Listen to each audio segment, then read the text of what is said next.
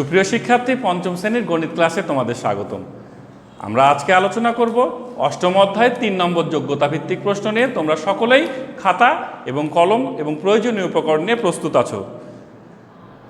আজকে আমরা আলোচনা করব আমাদের প্রিয় খেলা ক্রিকেট। এই ক্রিকেটের মূল উপকরণ বল, এই বল নিয়ে।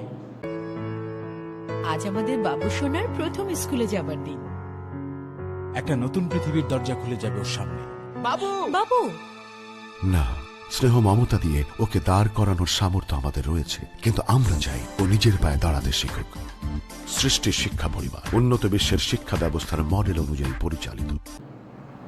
তাহলে আমরা দেখি উদ্দীপকে বল সম্পর্কে কি আছে।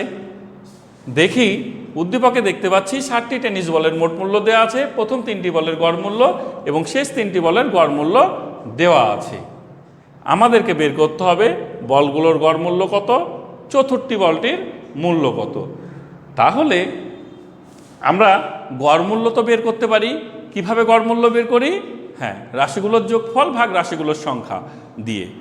আর আমরা আজকে আমাদেরকে দ্বিতীয় প্রশ্নে দেখো, লক্ষ্য করেছো, বলেছে বলটির মূল্য কত। তাহলে মোট মূল্য বের করতে হলে আমাদের কি করতে হয়? হ্যাঁ, মোট মূল্য বের করতে হয় রাশিগুলোর যোগফল সমান গড় গুণিতক রাশিগুলোর সংখ্যা। এই দুটো সূত্র দিয়েই তো আমরা সব অঙ্ক সেরে ফেলি, তাই না? আরও একবার বলছি, মোট বের করার সময় কি করি? রাশিগুলোর যোগফল সমান গড় গুণিতক রাশির সংখ্যা। এটা আমরা খ নম্বর অঙ্কে অ্যাপ্লাই করব। তাহলে ক নম্বর অঙ্কটা আমরা শুরু করে দিই। বলগুলোর গড় মূল্য কত?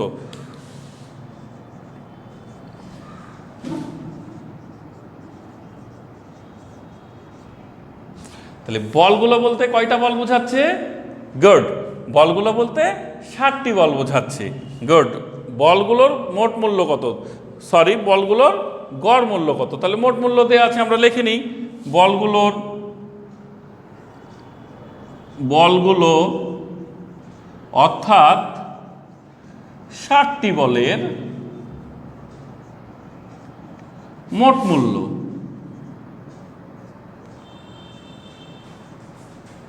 মোট মূল্য কত? 406 টাকা। আমাদের বের করতে বলেছে বলগুলোর গড় মূল্য। অতএব বলগুলোর অর্থাৎ 60টি বলের গড় মূল্য। তাহলে গড় বের করতে হলে কি করতে হয়? রাশিগুলোর যোগফলকে সংখ্যা দ্বারা ভাগ করতে হয়, তাই না? তাই তো, ভাগ 7 টাকা।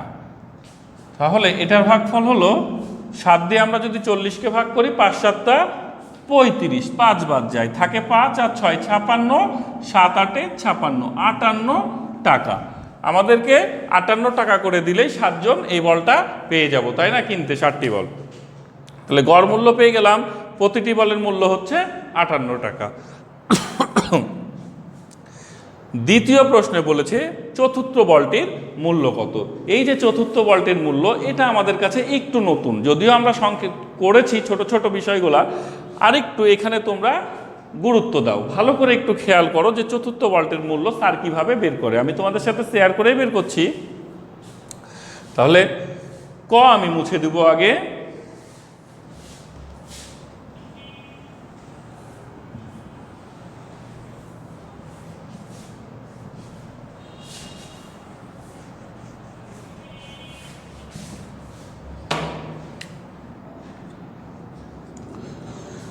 চতুর্থ বলটির মূল্য বের করতে হলে আমাদের কি করতে হবে? লক্ষ্য করে দেখো, 3টি বলের গড় মূল্য দেওয়া আছে, প্রথম 3টি বল এবং শেষ 3টি বলের গড় মূল্য দেওয়া আছে। আমরা ধরে নিই এইভাবে 1 2 3 4 5 6 7, এই যে 60টি বল, এর মধ্যে প্রথম 3টির গড় মূল্য দেওয়া আছে এবং শেষ 3টির গড় মূল্য। তাহলে 60টি বলের আমাদেরকে কি করতে হবে? মোট মূল্য, 60টি বলের যে মোট মূল্য আছে সেখান থেকে এই 6টি বলের মোট মূল্য বাদ দিলেই আমরা চতুর্থ বলটি পেয়ে যাব, তাই না? হাঁস মুরগি থেকে মুরগি বাদ দিলে হাঁস পেয়েছি। ঠিক ওইভাবে তাহলে প্রথম টার্গেট হলো আমাদের এই 3টি বলের মোট মূল্য, এই 3টি বলের মোট মূল্য। শেষ টার্গেট, তারপরে টার্গেট হলো এইটা যোগ এইটা, অর্থাৎ 6টি বলের মোট মূল্য। আর আমাদের কি দেওয়া আছে? আমাদের 60টি বলের মোট মূল্য দেওয়া আছে 406 টাকা, এটা দেওয়া আছে। এখান থেকে এই দুটোর যোগফল বাদ দিব। আমরা এখন লিখিত রূপ দেখি। তাহলে প্রথম কাজই হলো আমাদের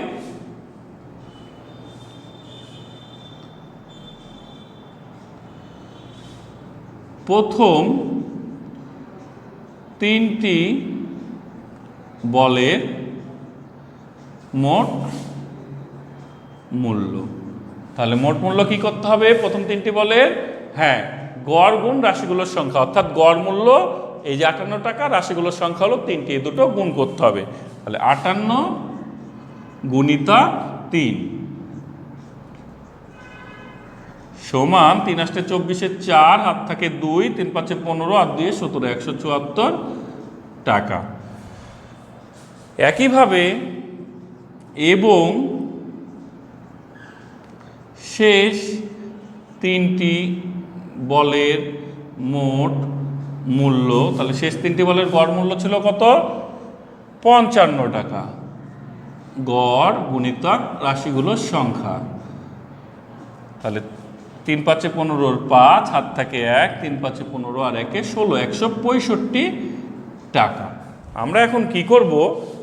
আমরা এই যে বলেছিলাম তিনটি বলের মোট মূল্য আর এই তিনটি বলের মোট মূল্য যোগ করব। তাহলে এখানে তোমরা সুন্দর করে স্কেল ধরে এই টানটা দিবে তোমরা। অতএব 6টি বলের মোট মূল্য সমান 9 7 6 13 3 হাত থাকে 1 3 339 টাকা। এটা আমরা পেয়ে গেলাম 6টি বলের মোট মূল্য।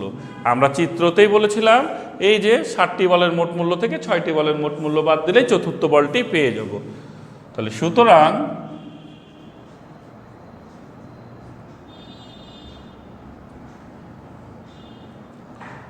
চতুর্থ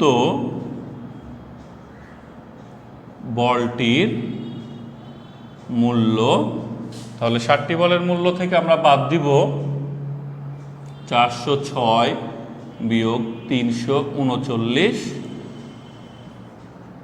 টাকা সমান 16 থেকে 9 বাদ দিলে 7, হাত থাকে 1 4, 10 থেকে 4 বাদ দিলে 6, 67 হাত থাকে 1 0, তাহলে 67 টাকা। এটা আমরা পেয়ে গেলাম চতুর্থ বলটির মূল্য। তাহলে চতুর্থ বলটির মূল্য আমরা এইভাবেই বের করব। তোমাদের কোনো প্রশ্ন আছে? হ্যাঁ হ্যাঁ, গড় মূল্য দেওয়া থাকলে এভাবেই মোট মূল্য বের করবে। Good, very good. তাহলে আমরা এখন গ নম্বর প্রশ্নে কি আছে দেখি। গ নম্বর প্রশ্নে বলেছে প্রথম তিনটি বলের মোট মূল্য ও শেষ তিনটি বলের মোট মূল্যের পার্থক্য 10টি কলমের গড় মূল্য হলে 10টি কলমের মোট মূল্য কত? দেখো, বল থেকে আবার কলমে চলে গেল, লেখাপড়ায় চলে আসলাম, সেই খেলাধুলা থেকে আবার লেখাপড়ায় চলে এসেছি। এখানে আমি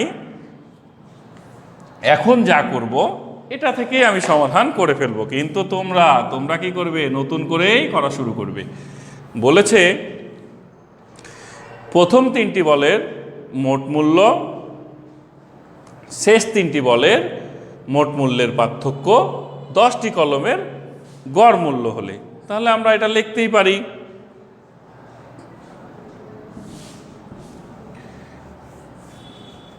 এটার সাহায্য নিয়েই আমি লিখতেই পারি।